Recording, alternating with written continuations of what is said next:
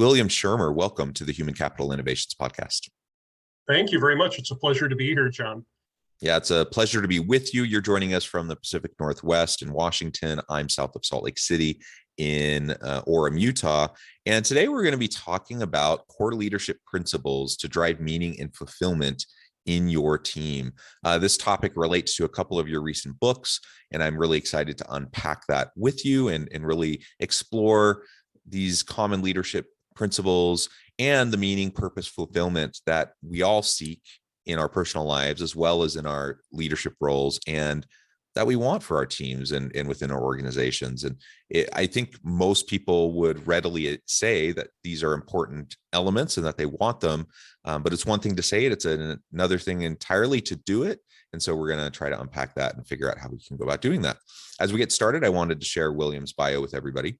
William Schirmer is a senior management professional in human resources, having been involved with HR talent management and learning and development functions for domestic and international firms over more than 20 years. His expertise includes the creation and deployment of leadership development programs for a number of organizations. He holds USA, UK, and global HR certifications. His undergraduate study in political and behavioral science was completed via Minnesota State University, Mankato, yes, Mankato State University. Wonderful.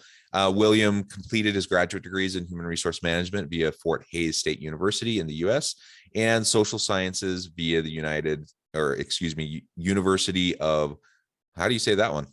That's Leicester in the UK. Leicester in the UK. So I totally fumbled your degrees, but wonderful background. It is a pleasure to have you. Anything else you would like listeners to know by way of your background or personal context before we dive on into the conversation? No, not really. It's covered very well. I sort of fell into HR about 23 years ago or so. I was working as an area manager for a retailer in the UK and really enjoyed all of the personnel side of things. How do you hire good people, good matches for the job and for the organization? How do you bring them on board and get them to be productive and also happy and fulfilled in what they do? Because people who are fulfilled in their work tend to be productive and they tend to stay. So those things sort of morphed themselves a little bit into a career in HR, where I had an opportunity to start my career in the UK, a little bit in consultancy work before I sort of made the switch over into corporate HR, where I've been ever since. Yeah, that's great. And thank you for that background. And it's a common story. Many people have kind of backed their way into the HR profession through a variety of paths, but that's a common story I hear. Some people, I teach it at a university in a human resource program. So we graduate students who are specifically getting degrees in HR, and those students certainly have a mindset towards that's the career that they want. But many people find themselves in a roundabout way getting into HR, and I think the field is enriched because of that, the diverse backgrounds that people bring to the table. So William, as we get into this, I know you have a couple of books related to the topic for today. So maybe you could start by just introducing us to those two recent books, and then we can start to unpack the topic a bit. Yes, certainly. So the first book is called The Leadership Core: Competencies for Successfully Leading Others. And it really grew out of a leadership development program that I had developed and implemented at one organization. And I think most of us think we have a book in us at some point, perhaps not the talent to get it all down on paper. But as I began thinking about the program, I thought, really this is a good primer for many people looking to get into the leadership arena, or perhaps who have just stepped in. And really what I wanted to do is make sure that it was relevant for leaders at all levels.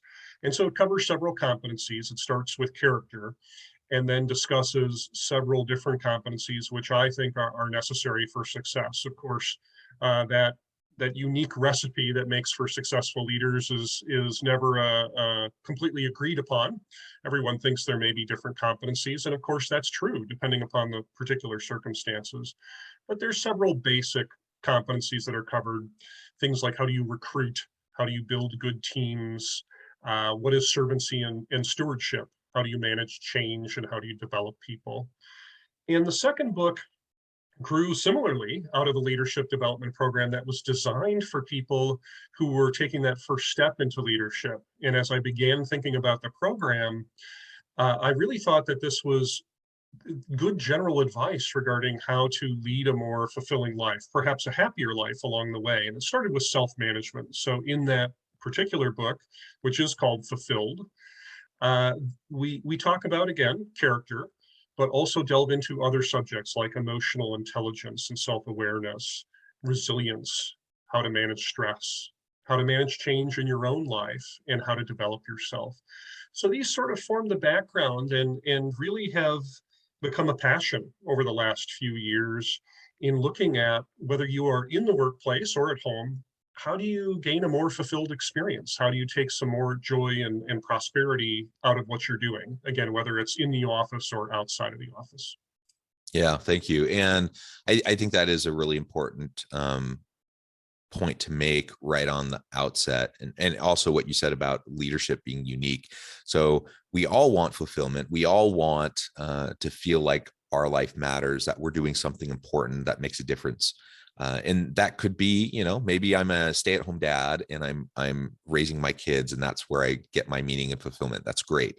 Maybe I have a successful career. Maybe it's a blend of the two. And there's as many configurations of that as there are people and families, right? And there's just different circumstances. And then the same thing with different leaders in different contexts with different personalities, different styles. What's going to help them be successful? There's some commonalities, there's some common themes and principles, but largely we have to figure that out for ourselves, so we can be true and authentic in our own leadership approach. So I appreciate you also acknowledging that. Sometimes people, claim that they have kind of the secret sauce of leadership and follow my model and everything's going to unlock for you and be roses and unicorns. And that's just everyone has to go through the iterative process of figuring it out for themselves. And I think that's a healthy exercise to go through, and to continually be self-reflective and introspective about your approach and how that's, in how you're interacting with the people around you, because no two situations are alike. No two work contexts are exactly alike. And so we always have to iterate and adapt and ultimately do what's going to work both for us and for our team. Yes, that's exactly right. In the book, of course, I have a biased opinion, as it represents years of work, but that you're exactly right. There is no one right way to lead. There is no one best way. And although the book is a primer and talks about certain principles that I think are probably universally well received, it's situational. And the hard reality about leadership is that it isn't taught. At the undergraduate level, for example, no one goes into a college program that says, here's how you're going to become a better leader. And it's taught on the job and through hard experience and through mistakes, and we all make them. Any leader who perhaps is arrogant enough to think that they don't make mistakes or their people don't see them stumbling is just denying reality. And we do that, and it is an iterative process where we learn and our leadership transforms over the course of our career as we not only gain further experience, but we gain further mentoring from others who are going to be able to say, here are some things that I've learned, some mistakes that I've made. And you have to mold all of that into a leadership style that works for you. And that style you're going to carry with you throughout your career, but it's not going to be universally well adapted. You also have to, of course, adapt to the new cultures that you go into with organizations and the changing needs of teams. So that's absolutely correct. It's leading in the military is very different than leading in another environment, for example. And we have to make sure that our leadership is situational and is adaptive. A quick kind of silly example of this. I don't know if you've watched the show Ted Lasso, but such a wonderful show. I love it. And there's a lot of great kind of principles and themes that come out of that. But again, for any listener who hasn't seen it, you should check it out on Apple TV. And you have an American tier 2, like Division 2 football coach that ends up being the head coach for a Premier League soccer team in the UK. And it's kind of a case study in like good leadership practices and principles, where you have this person who's completely a fish out of water from the Midwest, who's now in the UK and trying to lead a team in a sport he's never coached ever. Right. Yet somehow, there's magic to it, because he's true to himself and he's adaptable and he's able to adjust right within a new context. So it's a fun show. It's super funny and has some good principles. So you could definitely check it out. But as you were talking about that, I thought of an example like that as someone who is willing to both simultaneously be true to themselves as well as try new things, get out of their comfort zone, adjust and adapt to meet the needs of the new context. Yes, and being an Arsenal fan, so Ted is a Tottenham coach, and I've seen it. So I spent about 12 years in the UK, and I'm a big soccer fan. And I think what you get from that sort of example is authentic leadership. You get what you get with Ted, and it's warts and all. And he's not perfect, certainly out of his element at first, but there are some universal principles around how to lead authentically and with your heart in the right place, certainly. And that's absolutely true. And I think servant leadership too espouses some of those things. The fact that as leaders, we have to be a resource for our people. We're not just sitting in the corner office directing them. We have to be part of the solution. Yeah. And so that's where I wanted to go next. You already, as you were introducing the two books, you introduced a few concepts already, one of them being servant leadership, and you talked about stewardship. In my mind, those are foundational pieces that I think would apply just about in any leadership setting. Yet they're kind of some of those elusive pieces that you don't see a lot of leaders in a corporate setting actually having or exhibiting very much. Tell us a little bit more about what you think in terms of stewardship, in terms of servant leadership. Why is that so important, and why is that one of those cross-contextual principles that's going to help us be successful? Yeah, I think it's largely misunderstood. I think servant leadership is seen as being this sort of kinder, gentler form that's fuzzy, that's easy on performance management issues, that doesn't really demand as much of people, and that's quite simply not the case. Servant leadership is really an acknowledgement, and it's more of a general philosophy. It's an acknowledgement that as a leader, yes, you certainly have a degree of positional power. You do direct resources and get results through the work of others. But you have to realize that after setting expectations and communicating them, that you then have to be a resource. You have to be part of the solution and not perhaps having a degree of humility that allows you to roll up your sleeves and get down in the dirt with your people and help them realize that you will do what is necessary to help them. And at times, of course, you're going to act in a position that might seem almost subordinate. For instance, a leader doesn't have all the right answers, and a leader shouldn't expect that.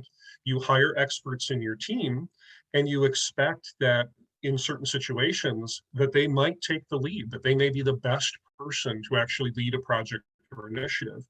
And it takes a degree, again, of humility and of realism for leaders to realize that and to actually understand that they're using the collective resources of their people to get results.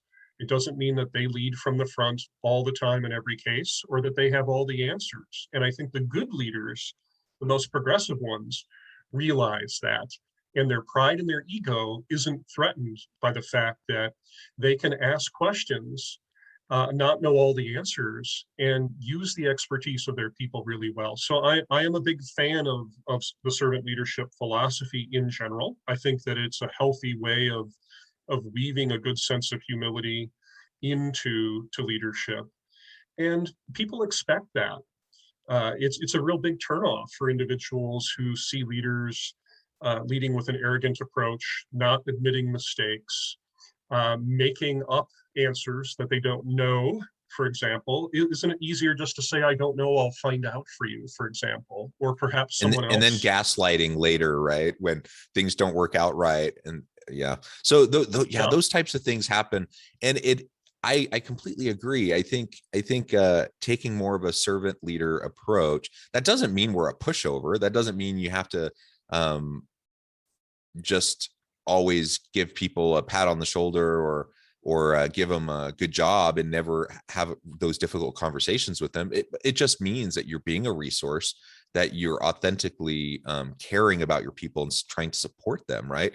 And unfortunately, a lot of leaders and a lot of organizations, that runs counter to what they've seen, the examples they've had in their career. And a lot of people, like you said, they haven't been trained up in leadership, and so they do what they've seen other people model. And so if they've had mentors over time or people they've looked up to, then they just start to do the same things they've seen other people do. And a lot of times they've had bad examples. And so arrogance and false bravado and those sorts of things are super common. And I think leaders sometimes think that's what's expected of them, not realizing that they're undermining their own credibility with their people. Unnecessarily so. They're shooting themselves in the foot. If and they may even be a fairly humble person, but they portray themselves in a way that it seems more arrogant, or they have this false bravado, and it is a turnoff to most people most of the time. It is, yes. No one wants to work in that sort of environment where they feel devalued, that their opinions don't count, and where they feel a lack of respect. And that's right. I think especially early in leadership careers, first level supervisors will pick up on the leadership style of others, including executives in the culture, and think that leadership is about telling people what to do. And that's quite simply not the case. And in terms of our earlier discussion, people want to find purpose, meaning, and significance at work. They want to feel fulfilled. And a leader that makes them feel small and unimportant won't deliver on that. And people are going to leave. They're not going to leave for money. They'll find more money along the way, but they're going to leave quite simply because they spend a lot of their waking hours at work, whether it's from their home or in the office, and they want to be treated well. And I think that's what one of the biggest lessons we can teach first level leaders is it's still about having a high standard in terms of your expectation for performance and behavior, and to make sure you uphold it. But you also have to respect everyone along the way. Yeah, yeah. And I appreciate the tie-in back to fulfillment. Another principle you mentioned was stewardship. Can you unpack that for us a little bit? Yes, another concept I think that's important. As leaders, we don't own talent. We don't own the people in our teams, and oftentimes there is either the system within organizations or our own sense of self-preservation as leaders causes us to hold our people back. We don't want to lose the superstar in our team because it will be harder for us to hit our goals, to earn that bonus, whatever it may be. And the fact is, as leaders, we have to understand that we're just taking care of the talent while it happens to be with us in our team, and to prepare it for the next step in one's career. And that's really the concept of stewardship, is an acknowledgement that we want to leave things in a better place than we found them, including people's careers. And I think that's not celebrated enough within organizations, that leaders who are good people developers and who are good stewards for talent will be a conveyor belt for talent within the organization. And they really should be recognized and rewarded for that. Yeah, I think the stewardship piece is so important. And I think of one specific example in my career. Many listeners know for a time I was on the board of directors of the HR Certification Institute. A really rewarding, wonderful opportunity, a great group of people. You have a bunch of HR certifications. You probably have some HCI certifications. And I was struck by the very first board meeting that I attended. The board chair, in conjunction with the CEO, sitting there and explaining to us exactly what you just said, the stewardship role of each individual board member, in our responsibility to leave the company better off for the work that we do. And that simultaneously means we need to support each other and lift each other up so that we can each have better contributions, and that we are constantly thinking about how do we how do we leave our team? How do we leave our situation, our work arrangement in a better place than it was when we started? And that was reinforced over and over and over again. It wasn't the first time I'd heard it, or the first time I'd seen it, but it was the first time that I'd seen it consistently in practice over and over and over again, a dominant theme in everything that we did, and it was meaningful. And so when you bring together the servant leadership piece, the stewardship piece, and there are others as well, but for now we can kind of focus on those two. When we have those as leaders, those competencies and capabilities, it really does feed directly into how we're going to create a more dynamic team and organization where people do have the opportunity to feel fulfilled, that they have meaning and purpose, that they're doing something important each and every day. And it doesn't matter if you're making widgets on an assembly line, if you're selling real estate, if you're catching fish or working at Google or whatever, right? Like, you can have that meaning, that fulfillment, that purpose in any type of job, in any organization, as long as there's an intentionality around it and a focus of leaders trying to create that environment. Absolutely. Very true. And as a matter of fact, it's one of our primary acts in leadership that we need to undertake, is to help our people find that purpose, meaning, and significance. And of course, it's not only written into things like mission statements and vision statements within organizations. They are oftentimes they're rather grandiose and aspirational, but we're talking about the things that people do every day in the team. So, for instance, in a banking organization, you might say to a loan officer, "Yes, you make loans," or you might say, "One of the primary things that you do is you help other people fulfill their financial dreams, including home ownership, by providing them access." And to tell the stories of how you have individually impacted other people's lives. And by doing these sorts of things, people are drawing more meaning from what might seem an everyday occurrence. The Fred Factor, for example, written by Mark Sanborn, is a classic case of this, of literally a postman taking more meaning from his job through creative ways to deliver better service to his customers. And his customers were delighted, as a matter of fact. So it's incredibly important as leaders that we find out what our people find most meaningful or what they aspire to, and then to help connect doing the work to fulfilling those aims, and to create a connection between what they're doing and doing well and impact. Because we want to make sure, of course, along the way, the bottom line is to make sure people perform, but we want people to feel good about performing, and to let them know that performing is more than just about the bottom line, more than about commercial success for their employer, because that's not going to inspire anyone to get up out of bed and to fight traffic in the morning. They want to take more meaning from that, and they want to author the story of their own lives. So that's really what good leadership is about, including servant leadership, is including people in the narrative of their work lives. I love it. I love it. William, it has been a real pleasure. I know at the time I'm going to have to let you go here in a minute so you can get on with your busy day. But before we close, I wanted to give you a chance to share with listeners how they can get connected with you, where they can find your books, and anything else you would like to say by way of closing remarks before we wrap up. Of course, yeah, I certainly appreciate it. So people can get a hold of me through my website, which is willschirmerofficial.com. They can also find me on Instagram, Will Schirmer Official as well.